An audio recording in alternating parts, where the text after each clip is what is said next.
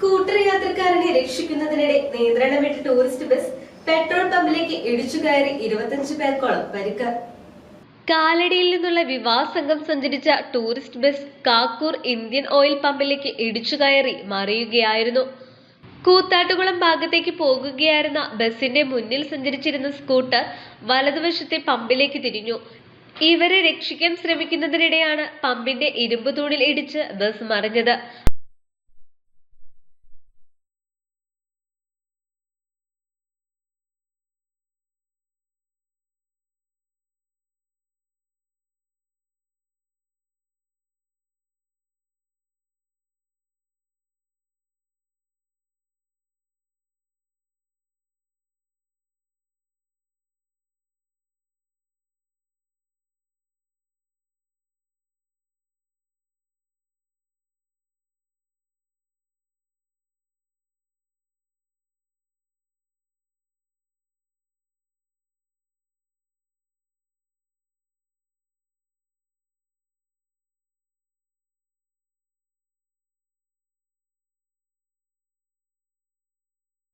അപകടത്തിൽപ്പെട്ട യാത്രക്കാരെ കൂത്താട്ടുകുളത്തെ ദേവമാത ആശുപത്രിയിലേക്ക് മാറ്റി.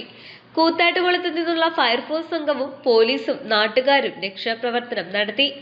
News desk, Perumbavoor.